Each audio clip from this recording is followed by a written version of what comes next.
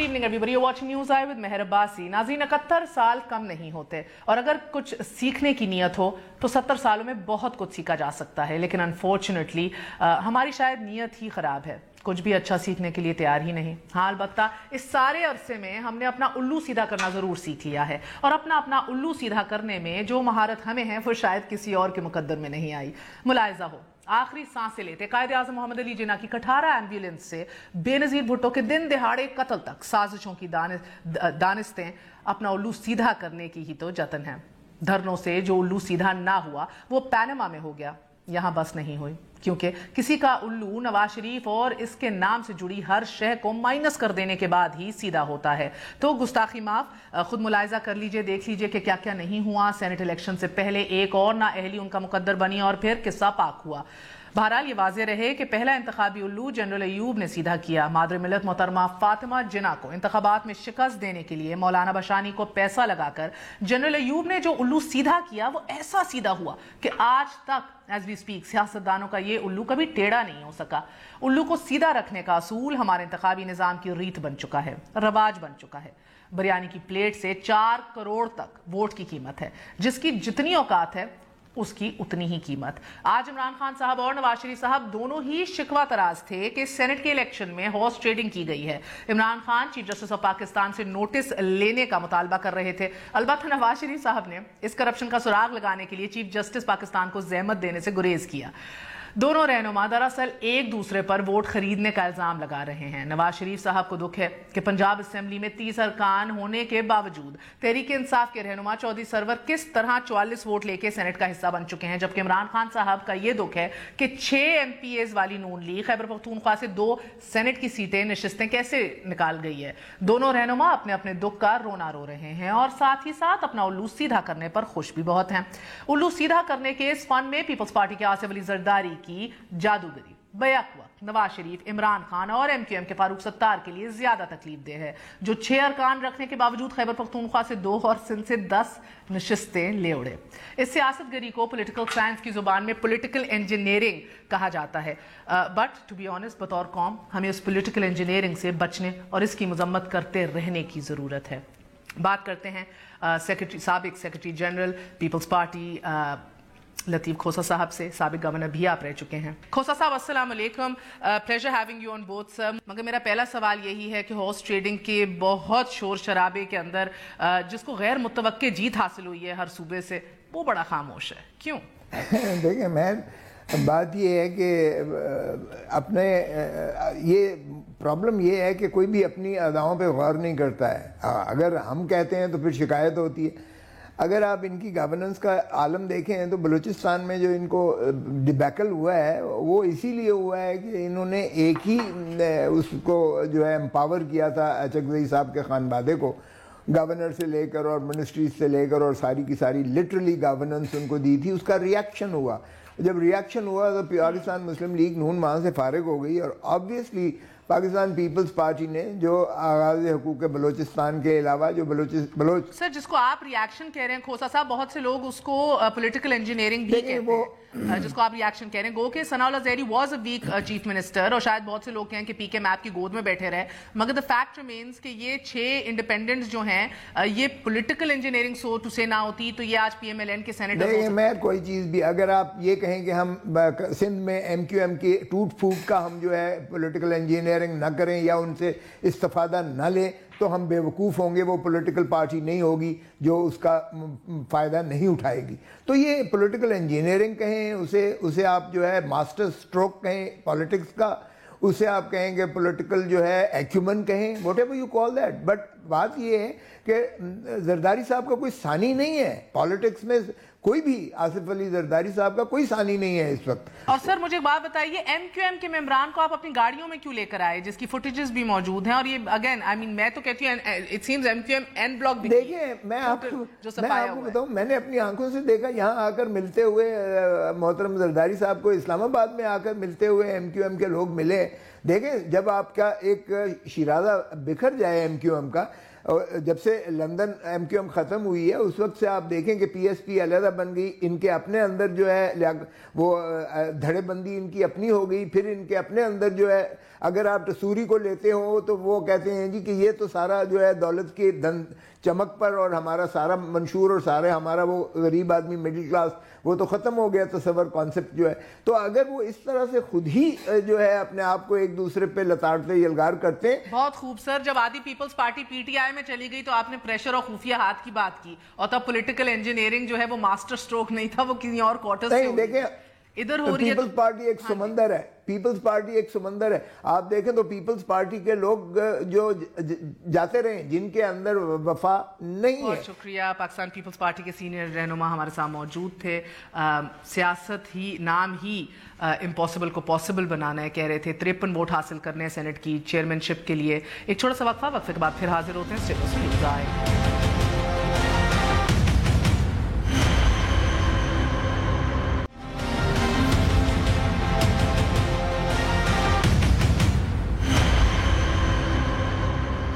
واپس آنے کا شکریہ. Welcome once again to news آئے. تطہیر نہیں تقسیم, صفائی نہیں صفایا, یہ ہوا ہے MQM پاکستان کے ساتھ پہلی بار. For the first time in the history of MQM. بہت بڑی شکست ہے, کہنا بھی غلط نہ ہوگا کہ پہلی بار MQM کی تاریخ میں اتنی بڑی انٹرا پارٹی ڈسپیوٹ جو ہے وہ ان کے بانی قائد سابقہ الطاف حسین ریزالو نہیں کر رہے. الطاف حسین کی غیر موجودگی میں اتنی بڑی انٹرا پارٹی ڈسپیوٹ محسوس یہ ہو رہا ہے کہ ریزالویبل ہی نہیں ہوگی. بہت سے لوگوں کے قریب صفایا ہو چکا ہے, پوائنٹ آف نو ریٹرن پہ MQM آ چکی ہے. گو کہ آج ہی فیصل سبزواری سمیت خواجہ زہر الحسن نے بھی بڑے بڑے دعوے کیے کہ ہم اکٹھے ہو جائیں گے اور ووٹ بینک ریٹین کر دیں گے. آج کی تعداد میں کھڑے ہیں, آج کم تعداد میں کھڑے ہیں, کل تمام ایک ساتھ کھڑے ہوں گے, فیصل سبزواری صاحب کا کہنا ہے. گو کہ ابھی یہ دیکھنا مشکل ہے کہ سیاست میں واپسی کے لیے کون سا نسخہ آزمایا جائے گا, کیونکہ as of right now PIB colony اور بہادر آباد 2 میجر کیمپس ہیں. پرسوں الیکشن کمیشن کا فیصلہ آئے گا کہ کون ان کے اندر سے لیجیٹمیٹ ہے. ایک رابطہ کمیٹی وہ ہے جو ریٹین کی ہے خالد مقبول صدیقی صاحب نے, پرانی رابطہ کمیٹی جس میں بڑے بڑے وہی جانے پہچانے نام اور چہرے ہیں, اور ایک نئی رابطہ کمیٹی ہے جو انٹرا پارٹی الیکشن کے بعد فاروق ستار صاحب نے قائم کی ہے. اس کی بھی کیا حیثیت ہے یہی پرسوں پتہ لگے گا. اس میں بہت سے وہ لوگ ہیں, وہ ورکرز ہیں جو 22 اگست کے بعد 2016 میں سائیڈ لائن ہو گئے تھے, بیک بینچز پہ بیٹھ گئے تھے, لیکن اب پیش نظر آ رہے ہیں. فلاکنگ فاروق ستار. شاید یہ بھی آج محسوس ہونے لگا ہے کہ الطاف حسین اور لنڈن سیکریٹریٹ کے جو ممبرز ہیں ان کا جو کہنا تھا کہ 25 دن یہ MQM پاکستان سروائیو نہیں کر سکے گی, وہ MQM جس کو 25 سال الطاف حسین نے زندہ رکھا ہے, شاید ان کے اس کلیم کی اندر بھی صداقت دکھنے شروع ہو گئی ہے. اسی حوالے سے بات کریں گے. ہمارے ساتھ علی رضا عابدی صاحب موجود ہیں, PIB کالونی چیپٹر کے کہہ لیتے ہیں. السلام علیکم عابدی صاحب. وعلیکم السلام. Complete wash out, wipe out, point of no return sir? نہیں, میں اس کو اس طرح نہیں کہوں گا. مہر دیکھیے, انٹرنل رفٹ ایک ہے, ایک ایشو آیا تھا 5 فروری کا ہمارا, اس کے بعد پھر چیزیں ڈیولپ ہوئیں اور اس کے ساتھ کچھ پوائنٹس پہ اگریمنٹس بھی ہوئے, کچھ پہ ڈس اگریمنٹس بھی ہوئے. پھر اس کے بعد کیس کو ECP میں لے کے چلا گئے, اور ECP میں جانے کے بعد اب اس کی جب ہیئرنگز ہوئی ہیں تو اب 7 تاریخ کو اس کا یہ تو میں نے کہہ دیا نا, ابتدائیے میں کہہ دیا. مگر عابدی صاحب مجھے یہ بتائیے, سینز یعنی کہ مائنس الطاف حسین, آج تو یہ باور ہو گیا کہ جماعت کے اندر کوئی ایسی ایک شخصیت, ایک فگر نہیں ہے جو فیصلے ایسے کرے کہ جن کے اوپر کوئی سیکنڈ کوشچن نہ ان سے کر سکے. پہلی دفعہ آپ کی تاریخ میں اتنی بڑی لاس. آپ دیکھ رہے ہیں نیشنل اسمبلی میں بھی نمبرز گرے ہیں, سینٹ کے اندر بھی گر گئے ہیں. دس از آل مائنس الطاف حسین. دیکھیے, ظاہر ہے ایک اسٹرکچر ہوتا ہے, اور اگر اس میں کوئی چینج آتا ہے اور ظاہر سے ٹاپ سے اگر چینج آتا ہے تو اس کے نیچے اثرات آتے ہیں, اور اس کو ریکوپ کرنے کے لیے, ریکور کرنے کے لیے ٹائم لگتا ہے.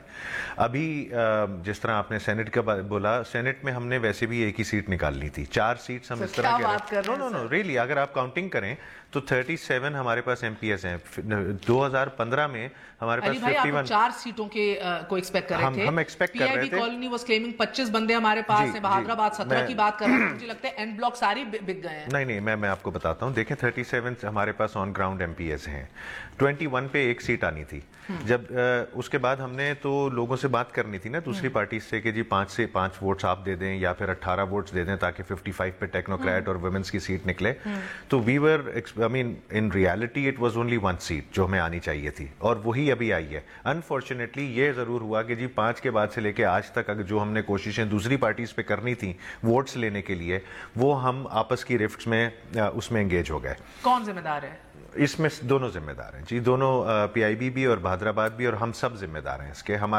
ہمیں شرمندگی بھی ہے اپنے ووٹرز اور کارکنوں کے سامنے کہ اس نہج تک لے کے آئے. ہمیں تھوڑا سا اور اس کو اچھے طریقے سے ہینڈل کر لینا چاہیے تھا. نہیں ٹسوری صاحب کو ذمہ دار ٹھہراتے ہیں, the controversy regarding دیکھیں بہادر آباد تو ٹسوری صاحب کو ذمہ دار ٹھہراتا ہے اور پی آئی بی جو ہے وہ اس کو ٹھہراتا ہے کہ جو گھر کی بات تھی, جو گھر کی بات تھی اس کو باہر نہیں لانا چاہیے تھا, جو گھر کا مسئلہ تھا اس کو ای سی پی میں نہیں لانا چاہیے تھا. یہ ہم لوگوں کا موقف ہے کہ بہادر آباد میں جو ہمارے ساتھی ہیں ان کو یہ نہیں کرنا چاہیے تھا. آپس میں بیٹھ کے اس کو ریزالو کر لیتے. بھائی آپ کی ایک کلٹ پالیٹکس رہی ہے ہمیشہ, ہم نے دیکھا ہے, اور ابھی معذرت کے ساتھ وہ کلٹ پرسنالٹی کوئی دکھائی نہیں دے رہی. گو کہ بہت سے لوگوں کے قریب شاید یہ بھی ہو سکتا ہے کہ آئی مین لارجلی آن گراؤنڈ اگر آپ دیکھیں تو عامر خان کے پاس پھر ہلکا ہے, اس کے پاس پھر آرگنائزیشنل اسٹرینتھ ہے. یہ دونوں چیزیں لیکنگ ہیں فاروق ستار کے پاس, جن کے پاس نہ وہ ہلکا ہے, جن کے پاس نہ وہ آرگنائزیشنل اسٹرینتھ ہے. ول ہی ultimately become Mian Azhar of M Q M? نہیں, دیٹس ناٹ رائٹ. دیکھیے اگر you might not like it but I mean no, آپ اگر دیکھیں پہلی بات تو کلٹ کی اگر بات کرتے ہیں تو عمران خان صاحب سے زیادہ بڑا کلٹ کوئی میں کہہ رہا ہوں نہیں موجود ہوگا. جو ہم لوگوں نے اپنے کانسٹیٹیوشن کے مطابق جنرل باڈی اسمبلی بلائی تھی وہ بھی تنظیم تھی ایک جس میں بے شمار عوام آئی تھی. اسی طرح انٹر پارٹی الیکشن ہوا تھا, وہ بھی تنظیم تھی اور اس کا اسٹرکچر موجود تھا. اور عوام میں بھی جب ہم گئے, کرنگی گئے, ڈفرینٹ جگہوں پہ گئے تو وہاں پہ بھی تنظیم موجود تھی. تو فاروق ستار کا یہ کہنا کہ آپ کا یہ کہنا کہ فاروق ستار کے پاس تنظیم نہیں, ایسی بات نہیں ہے. مجھے بتائیں 3 فیکٹرز میں سے سب سے بڑا آپ کو کیا لگتا ہے کہ دھچکا کس بات کی وجہ سے لگا ہے؟ از اٹ بیکاز یہ آپ کا کانسٹیٹیوشن کا ایشو یعنی کہ ساری پاورز کا ایشو جو تھا اس نے زیادہ چوٹ پہنچائی ہے P S P M Q M Pakistan کو, یا ٹسوری کے ایشو نے دھچکا پہنچایا, یا پی ایس پی کے ساتھ جو ایک بڑا مختصراً ایک رشتہ قائم ہوا تھا؟ میں اس سے بھی پیچھے جاؤں گا کہ اس سے پہلے تک جب یہ سارے انسیڈنٹس نومبر میں پی ایس پی کا ہوا, اس سے پہلے سے رابطہ کمیٹی کے اندر کچھ ایشوز چلتے تھے, پرابلمز آتی تھیں, ڈفرینسز ہوتے تھے, اس کو کوشش کر کے ریزالو کیا جاتا تھا. لیکن بعد میں کچھ سٹیجز ایسے آئے تھے کہ جس میں کچھ ریبیلین بھی نظر آنا شروع ہوا تھا. اب کس بات کی وجہ سے اس ریبیلین کی تو میں وجہ آپ سے جاننا چاہ رہی ہوں. اس کی یہ تھی کہ جی دیکھیے 30-35 سال ایک پرسنالٹی کے ساتھ چلتے ہوئے آئے, ایک لیڈ کے ساتھ چلتے ہوئے آئے. اس کے بعد اب جو رابطہ کمیٹی تھی اس کی سوچ یہ تھی کہ کوئی ایک فرد واحد اس میں فائنل اتھارٹی نہیں ہونا چاہیے, جو بھی ڈیسیجنز لینے چاہیے وہ مل کے لینے چاہیے.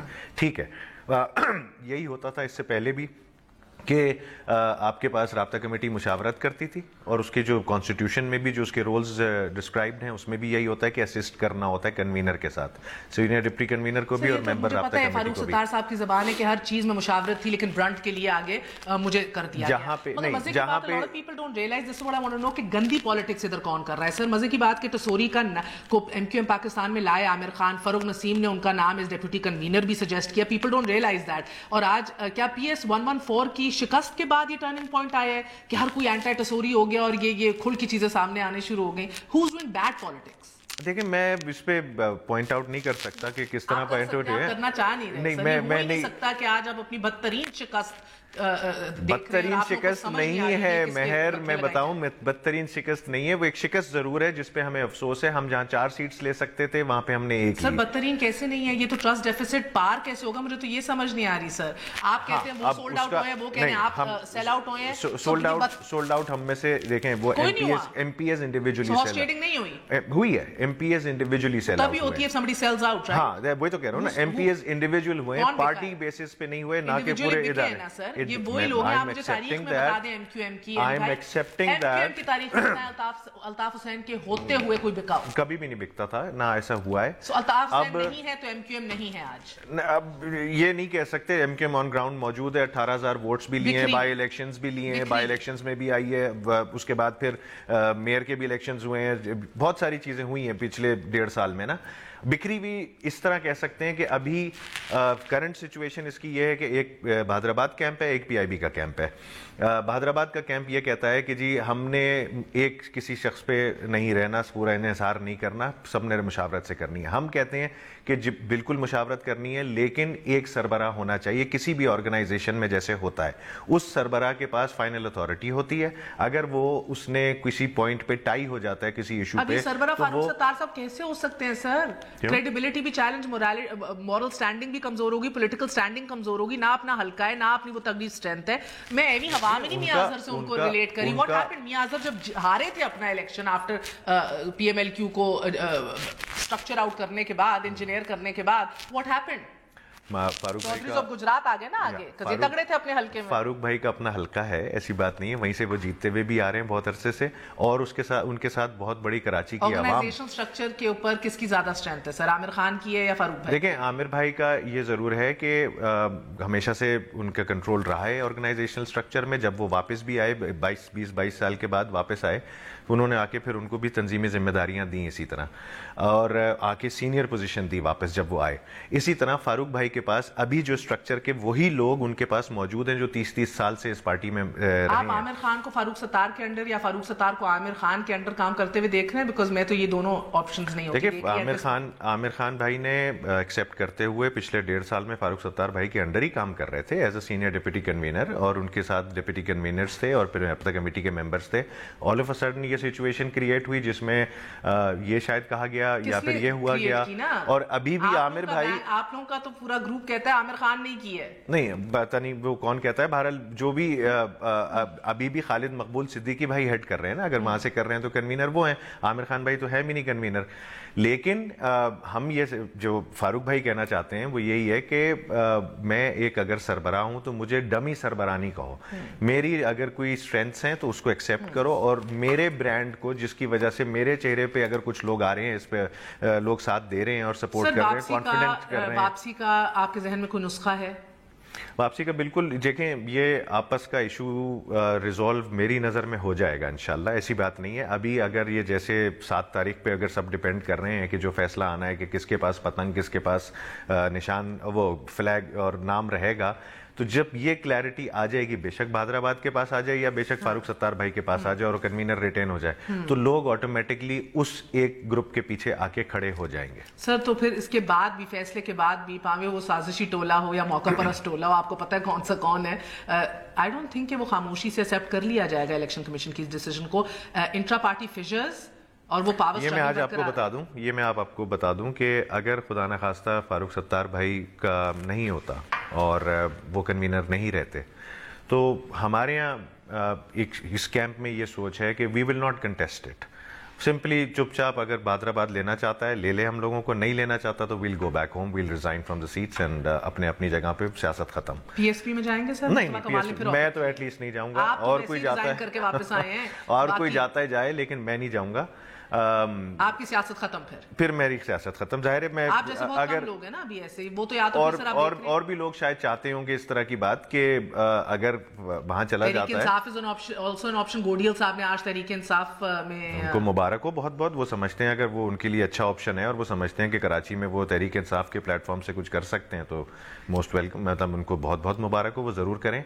लेकिन मैं ये बता रहा हूँ कि हम लोग ना कोर्ट में जा रहे हैं, ना हाई कोर्ट में जा रहे हैं, ना इसको चैलेंज कर रहे हैं। सियासत खत्म कर देंगे फिर, या वो अंडर सिद्दीकी साहब and under Aamir Khan group आ जाएंगे? वो फारूक भाई would be able to better answer that, लेकिन मुझे जहां तक पता है उनका, मैं भी ये समझता हूं कि शायद फारूक भाई भी बैठ जाएंगे। लास्टली सर मुझे बताइए कि सेनेट के चेयरमैन और डेप्यूटी चेयरमैन के लिए किसको वोट देंगे? मेरी नजर में हमें पीएमएलएन को वोट देना चाहिए, क्योंकि जिस तरीके से पीपल्स पार्टी ने हॉर्स ट्रेडिंग करके हमारा सारा का सारा काम मतलब खराब किया है और फिर एमपीएस को जिस तरह खरीदा गया है, we would not want to support People's Party on this. I would personally like to go with PMLN. बहुत बहुत शुक्रिया आपका लिए।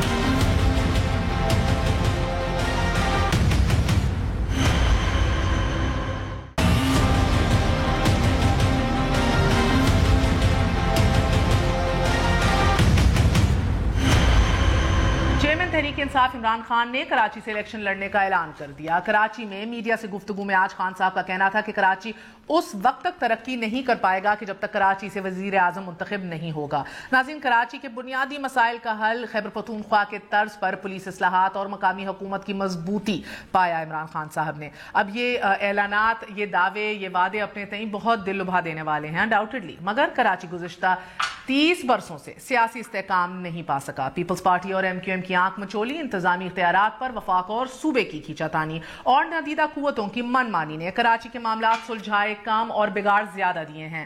MQM کے لندن اور پاکستان 2 گروپس میں بٹنے کے بعد PSP کے قیام اور اس کے بعد PIB اور پھر بہادر آباد کی مزید اور تقسیم کراچی کی سیاست کو مزید کمزور کر چکی ہے.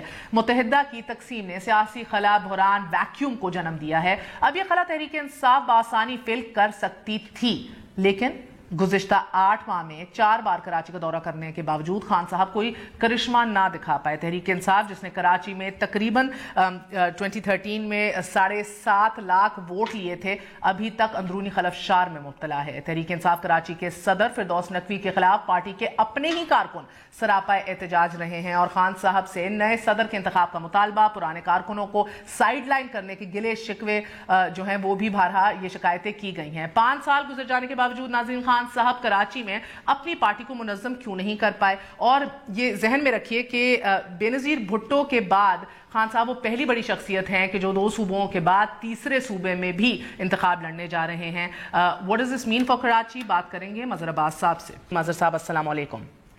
جی وعلیکم السلام. مظہر بتائیے گا کہ یہ عمران خان صاحب نے جو آج سنایا ہے اپنا فیصلہ کہ کراچی سے ہی الیکشن لڑیں گے، اس سے پہلے بھی باز گش ہو رہی تھی. فواد چودھری جو ہیں انہوں نے اس ہنٹ بھی کیا تھا اس حوالے سے. یہ فائنلی فیصلہ تو کر لیا گیا ہے، کیا کوئی کلیئرٹی ہے کہ کون سے حلقے سے لڑا جائے گا؟ شکریہ مہر. دیکھیے میرا خیال ہے جو PTI کی کانسٹیٹوئنسیز ہیں، اگر جو 2013 میں انہوں نے ڈیولپ کی ہیں، 2 فیکٹر ہیں جو عمران کو فیور کر سکتے ہیں کراچی میں. ایک تو ظاہر ہے مڈل کلاس یا اربن مڈل کلاس جو ہے وہ ظاہر ہے جو ان کی کانسٹیٹوئنسی ہے جہاں سے عارف الوی صاحب جیتے ہیں، ڈیفنس کلفٹن، وہ کانسٹیٹوئنسی ہمیشہ سے کسی ایک جگہ نہیں رہی ہے. ادھر سے مسلم لیگ بھی ایک مرتبہ جیت چکی ہے، پیپلز پارٹی بھی جیت چکی ہے، MQM بھی جیت چکی ہے. تو وہ کانسٹیٹوئنسی ایسی ہے کہ جہاں عمران کو اچھی خاصی سپورٹ مل سکتی ہے. بالکل اس سے بالکل کنٹراسٹ دوسری کانسٹیٹوئنسی ہے ڈسٹرکٹ ویسٹ کی، جہاں پشتون پاپولیشن بہت ہے اور عمران خان کی کراچی میں اگر کوئی بڑی واضح سپورٹ حاصل ہے تو وہ پشتون پاپولیشن کی سپورٹ عمران خان کو حاصل ہے. تو میرا خیال ہے ان 2 کانسٹیٹوئنسی میں سے یا تو ڈسٹرکٹ ویسٹ میں سے وہ پک کریں گے اور یا ڈیفنس کلفٹن.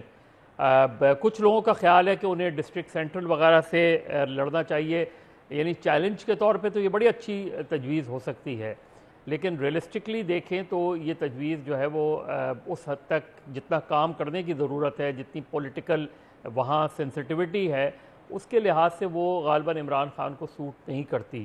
لیکن اب یہ فیصلہ فائنل ڈیسیجن عمران خان کا اپنا ہوگا کہ وہ کس کانسٹیٹوئنسی سے، کراچی کی کس کانسٹیٹوئنسی سے لڑیں گے. لیکن جو سب سے بڑا کرائسس تحریک انصاف کو کراچی میں فیس رہا ہے وہ ان کی آرگنائزیشنل پرابلمز ہیں اور انٹرا رائیولریز بہت رہی ہیں اور شاید اب بھی موجود ہیں. اس میں عمران خان کو بہت زیادہ یہاں وقت دینا پڑے گا جو شاید وہ دے نہ پائیں، کیونکہ ان کی ظاہر ہے PTI کی مین کانسنٹریشن اور عمران خان کی پنجاب ہوگا، اور پنجاب اور خیبر پختونخوا کے بعد ان کو جو وقت ملے گا وہ آ کے وہ کراچی میں ٹائم دے سکتے ہیں. مظہر ہم نے دیکھا پچھلے 4 سال میں انفارچونیٹلی سندھ کو کمپلیٹلی اوور لک کیا گیا، کراچی کو، اینڈ غالباً 2 وزٹس مین رہے ہیں. ایک ریحام خان کے ساتھ تھا، اس کے بعد بھی آئے، اندرون سندھ بہرحال بہت گئے ہیں. مگر آپ کو لگ رہا ہے it's too late in the day for ہم to come right now and highlight these problems again کہ پولیس کے اسٹرکچر کے اندر ایشوز ہیں اور ڈائریکٹ الیکٹ کر کے میئر لے کر آئیں گے اور فلاں چیز کریں گے؟ Do you think it's too late in the day یا ابھی بھی اسکوپ ہے؟ لیکن اگر بہت زیادہ وہ ٹائم دیں، تھوڑا سا، میں یہ نہیں کہہ رہا کہ وہ سارا ٹائم ادھر ہی دیں، لیکن بہت پرو ایکٹیو انہیں یہاں کیمپین کرنی پڑے گی. یہ نہیں ہو سکتا کہ آئیں آپ ایک کارنر میٹنگ سے خطاب کریں اور پھر چلے جائیں.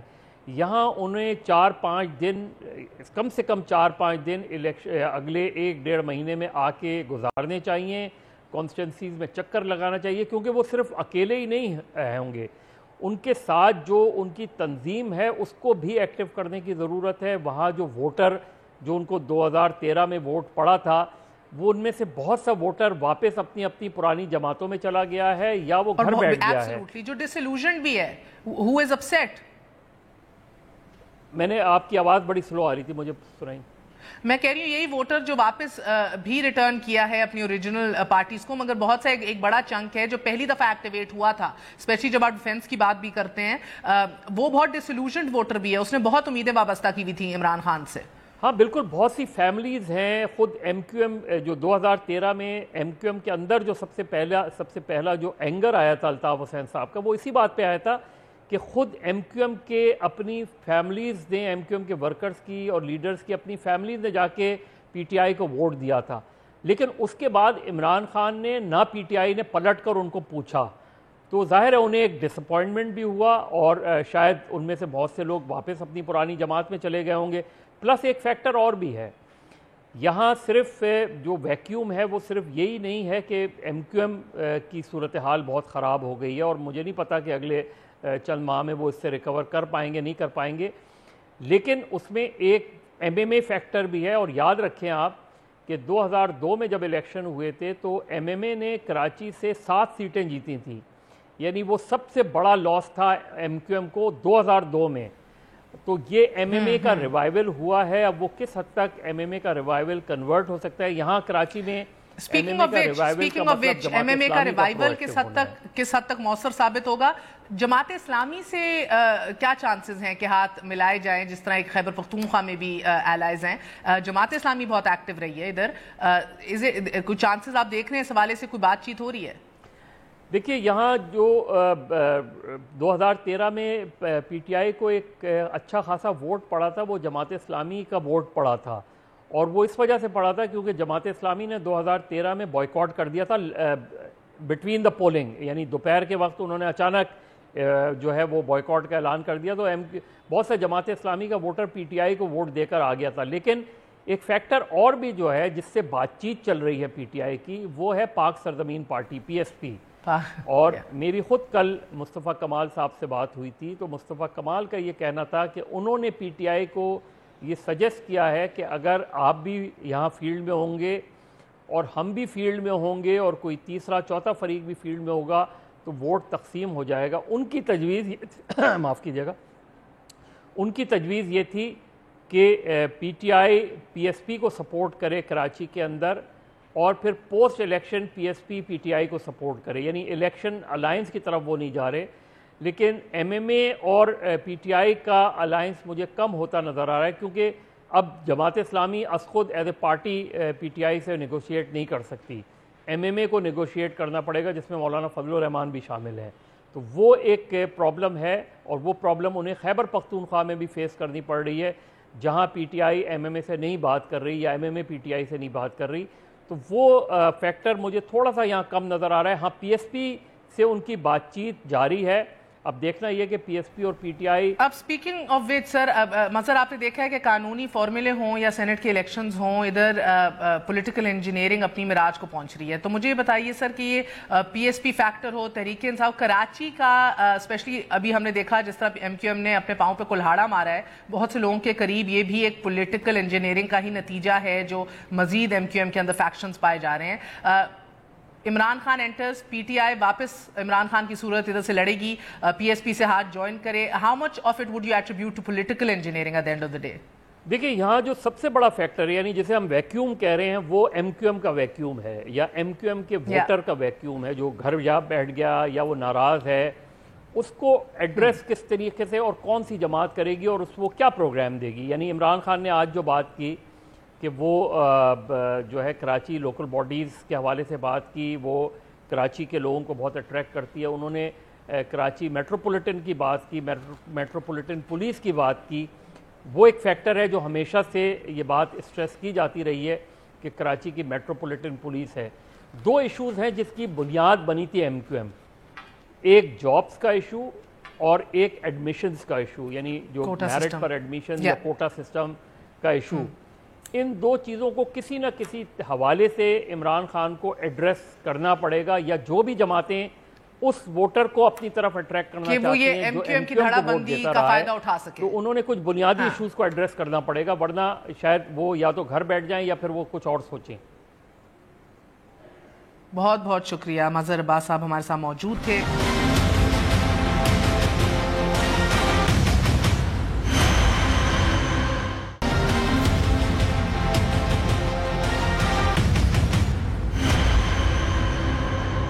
واپس آنے کا شکریہ، welcome once again to news I. ناظرین، نواز شریف کو پارٹی صدارت سے ہٹانے کا تفصیلی فیصلہ جمعرات کو آ گیا۔ کیا عدالت نے اپنی تفصیلی فیصلے میں کمزور دلیل کا سہارا لیا ہے یا ایسا نہیں ہے؟ اسی کو پہلے جاننے کی کوشش کریں گے۔ ہمارے ساتھ جسٹس ریٹائرڈ شائق عثمانی صاحب موجود ہیں۔ جسٹس صاحب السلام علیکم، بہت بہت شکریہ ہمارا ساتھ دینے کا۔ To begin with I'd like to know کہ آپ کے نزدیک یہ تفصیلی فیصلہ جو ہے آپ نے اس کو کس طرح پایا؟ دیکھیں، یہ فیصلہ جو ہے اس میں بہت سی چیزیں ہیں۔ ایک تو ٹیکنیکل لیگل ٹیکنیکلٹیز استعمال کی گئی ہیں، اور اس کی بنا پر یہ کہا گیا ہے کہ یہ جو امینڈمنٹ ہے یہ آئین کے مطابق نہیں، آئین کے اوپر پوری نہیں پڑتی، اوپر اترتی۔ اور دوسری بات جو انہوں نے کی ہے، جو اس کا لب لباب جو ہے وہ یہ ہے کہ ججمنٹ یہ کہتی ہے کہ جب ایک شخص خود حکمران نہیں بن سکتا تو وہ کیسے دوسروں کو حکمراں بنا سکتا ہے یا اس کو نامنیٹ کر سکتا ہے۔ سارا لب لباب اس کا یہ ہے، بیسک آرگومنٹ یہ ہے۔ اب اس میں جو ان کی جو ریزننگ ہے وہ کچھ سمجھ میں نہیں آئی، چونکہ دیکھیے جو انہوں نے لفظ استعمال کیا کنگ میکر کا، اگر if you cannot be the king how can you be the king maker? لیکن آپ سب دنیا جانتی ہے کہ ساری دنیا میں کنگ میکرز اور شخصیتیں ہوتی ہیں اور میکرز کنگ دوسری شخصیت ہوتی ہے، اور کنگ میکرز عام طور سے ایسے ہوتے ہیں جن کے کہ مورل سٹینڈرڈز اتنے اچھے نہیں ہوتے، کیونکہ وہ جو ہیں مینیپولیٹ کرتے ہیں چیزوں کو، اسکیم کرتے ہیں۔ تو اب یہ کنگ میکر تو ایسے ہوتے ہیں، تو کہنا کہ جب کوئی کنگ میکر نہیں ہوتا تو کنگ بھی کیسے بنا سکتا ہے وہ، تو اس کے مطلب یہ کہنا کہ کنگ میکرز کا بھی مورل سٹینڈرڈ وہی ہو جو کہ کنگ کا ہو۔ تو یہ میرے خیال میں ذرا تھوڑا سا عام طور سے جو ہماری سوسائٹی ہے وہ اس کے جو رولز ہیں اور اس کے طور طریقے ہیں اس کے خلاف جاتا ہے۔ تو یہ ایک بیسک جو ایشو جو انہوں نے جس پہ ڈیسائیڈ کیا ہے یہ کیس، وہ اس پوائنٹ پہ انہوں نے کیا ہے۔ تو اب دیکھیے بات یہ ہے کہ اب فیصلہ انہوں نے کر دیا کورٹ نے، لیکن جو ان کا مقصد تھا وہ تو بہر صورت پورا نہیں ہوا، چونکہ اب وہ قائد بن گئے۔ جب وہ قائد بن گئے نواز شریف صاحب، تو وہ اپنی اس پریزنٹ پوزیشن میں قائد، حالانکہ وہ آفیشیل پوزیشن نہیں ہے، لیکن وہ تو ان کا رول تو وہی رہے گا، کنگ میکر کا رہے گا۔ تو پھر کیا فرق پڑا ان کے فیصلے سے؟ جسٹس صاحب یہ بھی سمجھائیے گا کہ 62-63 کے حوالے سے تو ہماری انڈرسٹینڈنگ ہے کہ یہ اپلیکیبل ہے to members of the legislature, یعنی کہ national assembly and the senate. 62-63 کو اس کو کب سے لاگو کیا جانے لگا پولیٹیکل پارٹیز کو بھی؟ دیکھیے، یہ جب ہمارا الیکشن ایکٹ پہلے والا تھا جو ان امینڈڈ ورژن تھی، جس کو کہ ابھی امینڈ کیا گیا، اس میں یہ لکھا ہوا تھا کہ جو شخص کہ ممبرشپ کے اسمبلی کے ممبرشپ کا اہل نہیں ہو وہ کسی پارٹی کا آفس بیئرر نہیں ہوگا۔ یہ ایک موجود تھا الیکشن ایکٹ میں، اس میں امینڈمنٹ کی گئی ہے اور اس کو ہٹا کر کے اب اس کو اجازت دے دی کہ وہ اگر نااہل ہو ممبرشپ کے، اس کے باوجود وہ پارٹی کا ہیڈ ہو سکتا ہے، پارٹی کا عہدیدار ہو سکتا ہے۔ تو یہ اصل میں لا پہلے موجود تھا، اس کو امینڈمنٹ کی گئی، جس سے وہ کہہ رہے ہیں کہ نواز شریف اسپیسیفک امینڈمنٹ کی گئی۔ اب اس امینڈمنٹ کو انہوں نے ڈکلیئر کر دیا نل اینڈ وائڈ۔ اس کے مطلب یہ کہ جو پرانی پوزیشن تھی وہ واپس آ گئی۔ جسٹس صاحب، آرٹیکل 17(2) یہ کہتی ہے کہ ایک پولیٹیکل پارٹی جو ہے وہ ریگولیٹ ہو سکتی ہے 2 گراؤنڈز کے اوپر جن کا واضح ذکر کیا گیا ہے لاء کے اندر۔ وہ ایک تو ہے کہ سوورنٹی آف پاکستان اور انٹیگریٹی آف پاکستان نہ متاثر ہو رہی ہو تو پولیٹیکل پارٹیز آپریٹ کر سکتی ہیں۔ اس میں 17(2) میں کہیں موریلٹی، اخلاقیات کا کہیں ذکر نہیں ہے۔ آپ کا کہنا یہ صحیح ہے کہ ٹیکنیکلی دیکھا جائے اس کو تو یہ ایک اس میں کوئی صحیح نظر نہیں آتا، چونکہ اس میں مورالٹی کا سٹینڈرڈ لانا اور اس کا تھریش ہولڈ اتنا اونچا کر دینا کہ کوئی بھی آفس بیئر نہیں بن سکتا جب تک کہ وہ اس کا جو تھریش ہولڈ آنیسٹی کا وہ ہو جو کہ ایک ممبر کے لیے ہے. تو یہ ایک تھوڑی سی ایسی بات ہے جس میں کہ آپ انوملی ہے اس میں، اور یہ یقیناً اس کو کنسیڈر کرنا چاہیے تھا سپریم کورٹ نے، جو کہ انہوں نے نہیں کنسیڈر کیا. So then it won't be wrong to say کہ اگر آپ آرٹیکل 62-63 جو ہے اگر آپ اس کی لینگویج کو پڑھنا شروع کر دیں آرٹیکل 17 کے اندر، سیکشن 203 کے اندر، اور جس طرح P L D 1988 supreme court 416 بتاتا ہے بی بی کا کیس، ایک نیا قانون بنا رہی ہے supreme court which is again not in the judicial domain. نہیں، it's not really making a new law, it is a unusual interpretation, let's put it that way. اور انہوں نے یہ کہا ہے کہ دس الیکشن ایکٹ سیکشن جو ہے this should be read with the constitution. So in so far as everything is concerned, ہر ایک لا جو ہے it has to be in accord with the constitution. So اس پوائنٹ سے تو ان کا کہنا صحیح ہے، یعنی قانونی طور پہ ان کی کوئی غلطی نہیں ہے، لیکن بہر صورت انٹرپریٹیشن کا حق تو سپریم کورٹ کو ہوتا ہے، اور وہ ڈکلیئر کرتی ہے کہ اس قانون کے متعلق کی میننگ کیا ہے، اس کی انٹرپریٹیشن کیا ہے. جیسا بتائیے گا کہ یہ جو ایک جمہوریت کا سیویئر کا ایک رول اپنا لیا ہے، اسیوم کر لیا جوڈیشری نے، ہوز ریسپانسبل فار دس؟ دیکھیے، یہ ذمہ داری تو میرے خیال میں سارے سیاستدان کی ہے، چونکہ سیاستدان جو ہیں اپنے جو ڈسپیوٹس، اپنے پرابلمز جو ہیں وہ اسمبلی میں ریزالو کرنے کی بجائے انہوں نے کورٹ کی طرف رخ کیا، جو کہ کرنا نہیں چاہیے تھا ان کو، یہ ان کے انٹرسٹ میں نہیں تھا. انہوں نے جب کورٹ کا رخ کیا، چونکہ خود سالو نہیں کر سکتے تھے، تو جس طرح کہتے ہیں کہ they fired their guns from the shoulder of judiciary. جب جوڈیشری کے پاس گئے تو جوڈیشری یقیناً پھر اس میں ڈیٹیل میں جائے گی، اور ہو سکتا ہے کہ جوڈیشری کے جو سٹینڈرڈز اور طور طریقے ہیں وہ سیاستدانوں کے سٹینڈرڈ اور طور طریقے سے مختلف ہیں. تو اسی کی وجہ سے آپ دیکھ رہے ہیں کہ یہ جو ڈی اسٹیبلائزیشن ہو رہی ہے، جو ڈیسیجنز آ رہے ہیں جو کہ in conflict with normal political principles ہیں، تو یہ اسی کی وجہ سے ہو رہے ہیں، اور اس کی رسپانسبلٹی یقیناً سیاستدانوں کی ہے. اگر وہ نہ کریں ایسی حرکتیں، وہ خود ہی اپنے پرابلم سالو کریں، خود ہی ڈیسائیڈ کریں، تو یقیناً یہ کبھی بھی نہیں ہوگا. جوڈیشری کو کوئی شوق تو نہیں ہے کہ وہ انٹرفیئر کرے. جسٹس صاحب، چاہے جسٹس ثاقب نثار کے بھی ماضی کے فیصلے پڑھیں، اس کے اندر بڑا کلیئرلی یہ بھی کہتے ہیں، اور ہم وی آل انڈرسٹینڈ کہ سپریم کورٹ کو کبھی بھی اپنے آپ کو خود اسیوم نہیں کرنا چاہیے as a sole arbiter of constitutional matters, and at the same time کوئی ایسے فیصلے نہیں دینے چاہیے جس سے آئینی امبیلنس کریٹ ہو ملک کے اندر. سو آپ کو لگتا ہے کہ کیا بات ہوئی، کیا یہ اصول، یہ رہنما پرنسپلز کوئی نہ کوئی کہیں نہ کہیں بھول رہا ہے؟ جی ایبسلیٹلی، آپ بالکل بات صحیح کہہ رہی ہیں، لیکن دیکھیے ہوتا یہ ہے کہ once you indulge in something, get into something, then one thing leads to the other. تو اس طرح سے جب یہ اس میں داخل ہو گئے اور اس کے بعد چیزیں آنی شروع ہو گئیں اور پھر اس کے بعد کرٹیسزم شروع ہو گئے، تو in a way the judiciary was dragged into the political troubles, political blame game. اس کے اندر وہ داخل ہو گئے. جب اس کے اندر داخل ہو گئے تو جب باتیں شروع ہوئیں تو یقیناً جوڈیشری کو کچھ نہ کچھ تو کہنا تھا. تو وہ اس میں سے کئی لوگ جو ہیں وہ اتنا اپنے آپ کو ریسٹرین نہیں کرتے اور کہہ جاتے ہیں چیزیں، آفٹر آل وہ ہیومن بینگز ہی ہوتے ہیں. لیکن اسینشلی جو پرابلم شروع کیا وہ سیاستدانوں نے خود کیا، instead of solving their own problems. اور آخری سوال جسٹس صاحب، آئے روز پی ایم ایل این کے لیڈر نواز شریف صاحب اور مریم بی بی بھی یہ کہتے ہیں، کل گجرات میں بھی کہا کہ ایک ریفرینڈم ہونا چاہیے 2018 کے الیکشنز میں، سمپل میجورٹی ہونی چاہیے کہ ہم آئینی ترمیم لا سکیں. سو مجھے بتائیے کہ so called wrongs done by the judiciary can they be undone by the parliament? یعنی کہ power to undo the effects of a judicial verdict, کوئی فیصلہ آئے اس کو انڈو کرنے کا اختیار بھی بھارا پارلیمنٹ کے پاس ہی ہے؟ جی بالکل کر سکتی ہے. یہ تو ڈیموکریسی کا پرنسپل ہے، سیپریشن آف پاورز کا پرنسپل ہے کہ اگر جوڈیشری کوئی آرڈر پاس کرتی ہے، اور میرے خیال میں انگلینڈ میں تو یہ اکثر ہوتا رہتا ہے، امریکہ میں بھی ہوتا رہتا ہے کہ جوڈیشری کوئی آرڈر پاس کر دیتی ہے اور اس کو نلیفائی کرنے کے لیے پارلیمنٹ امینڈمنٹ کرتی ہے لاء میں اور اس کو نلیفائی کر دیتی ہے. اور یہاں پر جو خاص طور سے صرف فرق یہ ہے کہ ہمارے ہاں چونکہ کانسٹیٹیوشن میں چیزیں لکھی ہوئی ہیں جس کی بات ہو رہی ہے، تو اس وجہ سے کانسٹیٹیوشنل امینڈمنٹ لانی پڑے گی. کانسٹیٹیوشنل امینڈمنٹ میں 2/3 میجورٹی ضروری ہے पार्टी की अगर किसी के पास 2/3 मेजॉरिटी है तो वो चेंजेस यकीनन ला सकते हैं। बहुत बहुत शुक्रिया। जस्टिस रिटायर्ड शाइक उस्मानी साहब हमारे साथ मौजूद थे। जाने से पहले क्विकली नाज़रीन, पाकिस्तान कम्युनिस्ट पार्टी के साबिक सेक्रेटरी जनरल जाम साकी जो हैं वो आज सुबह इंतकाल कर गए।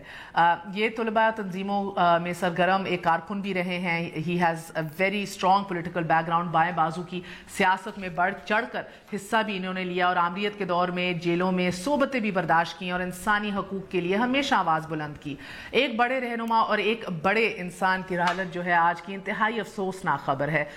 मगर अनफॉर्चुनेटली ऐसी खबरें अब सहाफ़त की तरजीह नहीं रही मालूम होता है और अब बाजी ले जाने की एक दौड़ है, एक रेस है और इस रेस में आज़ाद सहाफ़त जैसे मुक़द्दस पेशे को कंट्रोवर्शियल मुतनाज़े बना दिया जाता है। मसलन खान साहब की तीसरी शादी की खबर आई तो उसी दिन नाज़रीन एक बड़े अखबार ने अपने फ्रंट पेज के ऊपर सीता वाइट की तस्वीर भी लगा दी। अब ये सहाफ़ती अरमान ठंडे किए गए, कोई और एजेंडा था, आई हैव नो आइडिया।